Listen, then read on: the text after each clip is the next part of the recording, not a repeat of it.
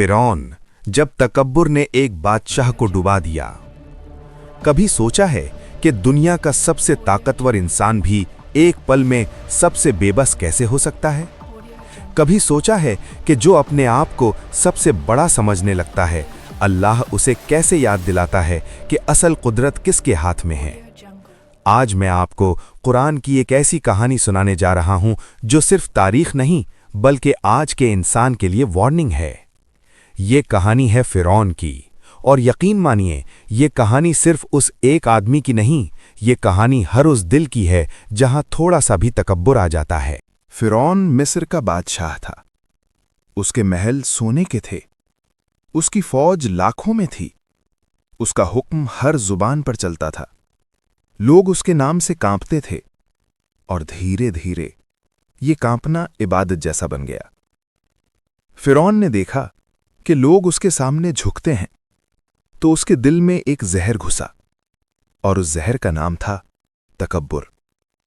उसने कहा, अना रब्बुकुमुल आला, मैं तुम्हारा सबसे बड़ा रब हूं। सोचो, एक बंदा जो खुद पैदा हुआ, खुद खाता है, खुद सोता है, और फिर कहता है, मैं रब हूं। तकब्बुर एक ऐसी बीमारी है जो आदमी को अल्लाह से नहीं, इंसान से भी दूर कर देती है।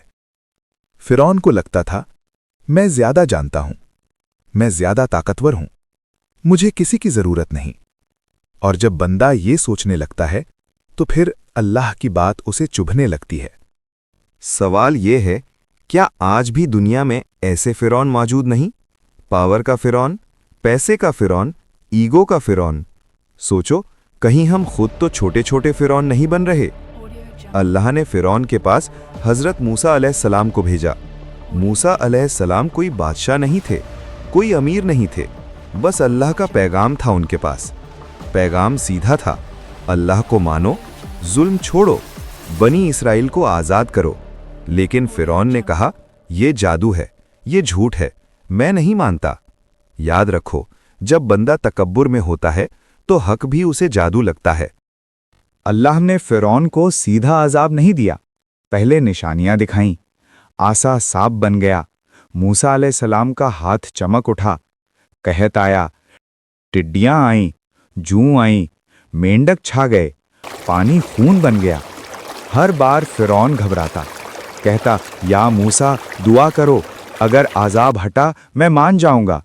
और जैसे ही आजाब हटता, फिरौन फिर अपनी बात से पलट जाता। ये होता है जब इंसान सिर्फ मुसीबत में अल्लाह को याद करता है। आखिर मूसा अलैहिस्सलाम बनी इस्राइल को लेकर निकल गए। सामने समंदर था, पीछे फिरौन का लश्कर। लोग डर गए। मूसा अलैहिस्सलाम ने कहा, कल्ला इन्ना माइया रब्बी सयहदीन, नहीं, मेरा रब मेरे साथ है। और फिर समंदर फट गया, रास्ता बन गया, बनी इस्राइल पार हो गए। फिरौन भी पीछा करता रहा, तकब्बुर उसे रुकने नहीं देता था। जब समंदर बंद हुआ, फिरौन डूबने लगा। उस वक्त उसने कहा, मैं मान गया, अल्लाह के सिवा कोई माबूद नहीं। लेकिन अल्लाह ने कहा, अब जब तकब्बुर आखिरी सांस तक साथ रहे तो तौबा भी देर से होती है। अल्लाह ने फिरौन की लाश को निशानी बना दिया ताकि आने वाली नस्लें सीखें।